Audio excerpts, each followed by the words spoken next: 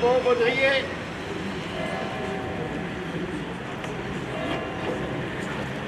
Ça va?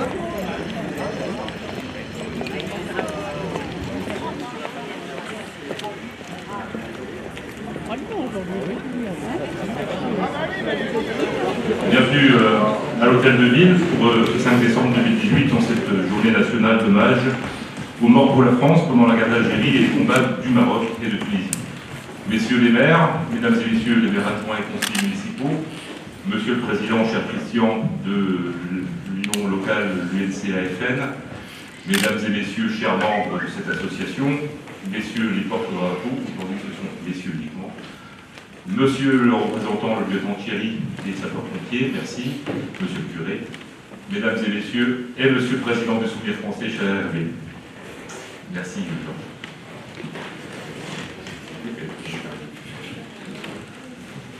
Je vais vous faire lecture du message de madame la secrétaire d'État auprès de la ministre des Armées, madame Geneviève Darrieussecq.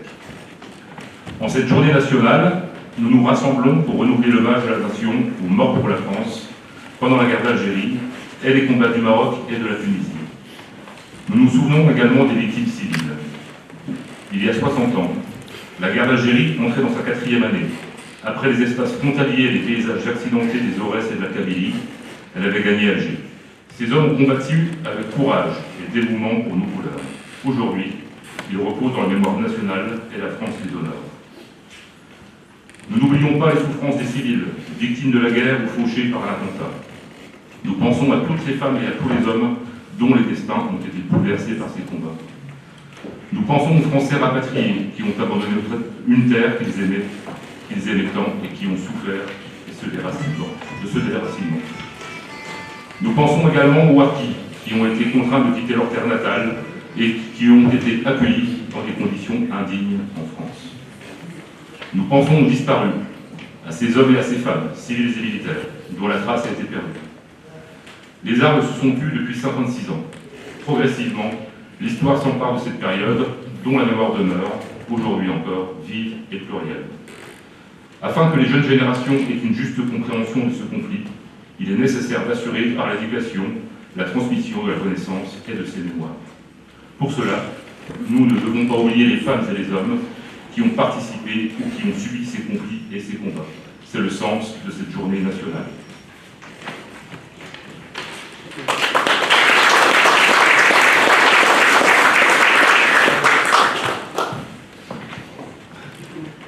En ouverture de notre 55e Assemblée Générale Ordinaire de l'amicale UNC-UNCAFN du canton de Stenay, une très belle Assemblée Générale d'ailleurs, je me suis fait un petit plaisir de rappeler dans mon mot d'accueil des grandes lignes de notre parcours qui s'étend de septembre 1963 à nos jours.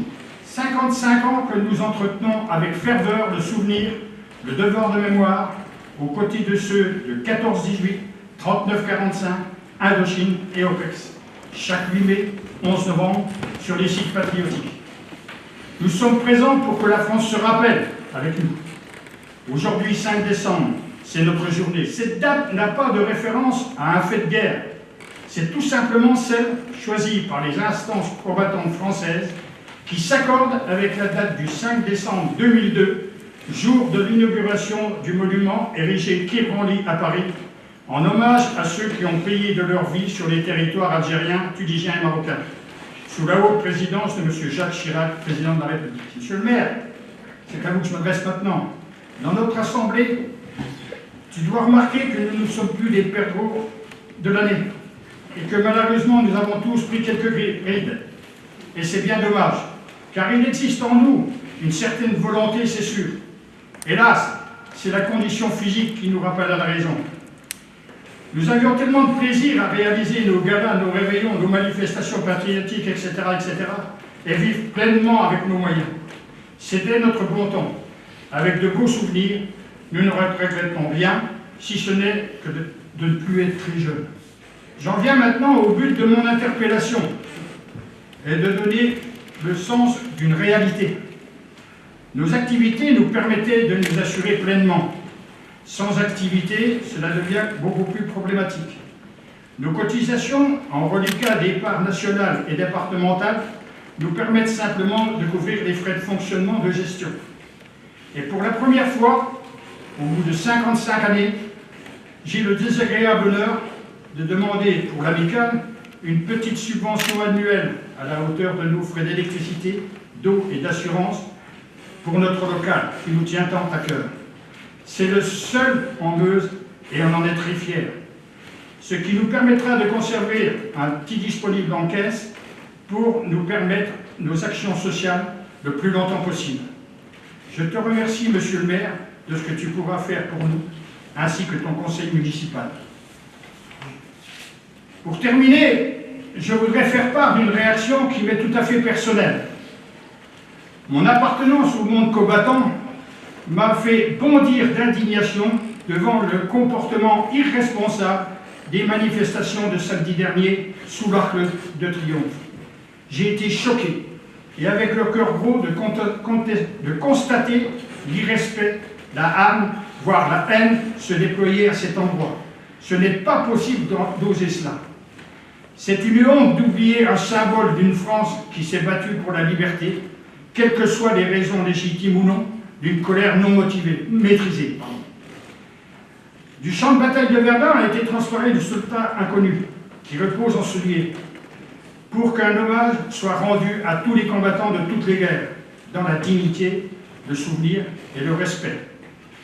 Que ceux qui ont piétiné cette sépulture recueillent le fruit du plus cruel des déshonneurs, à la mesure de leur irresponsabilité. Plusieurs fois par an, j'ai été convié aux cérémonies de ravivage de la flamme, dans une ambiance de respect, de solennité puissante.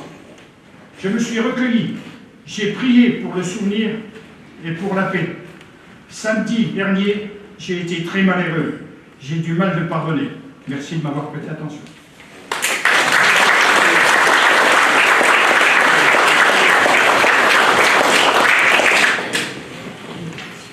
Merci Christian pour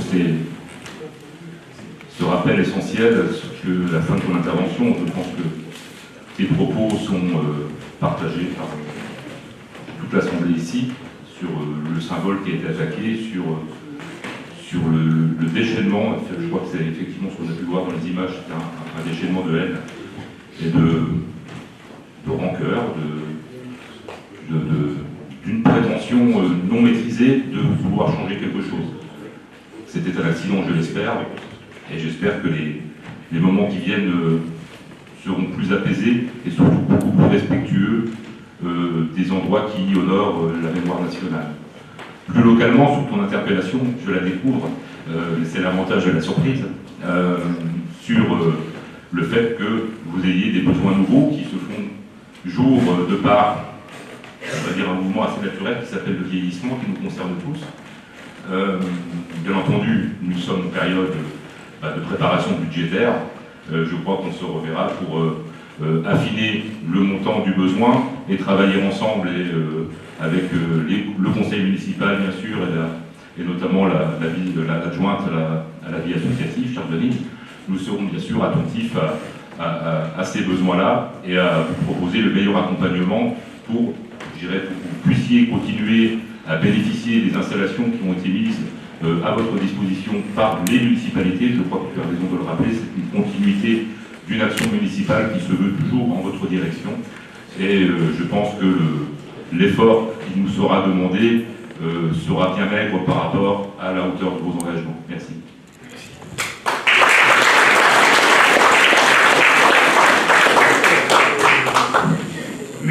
Merci monsieur le maire. Mais je dois préciser que ce matin, en Assemblée générale, j'ai demandé à mes amis de l'UNCAFN du canton de Stenay si je faisais bien de le demander.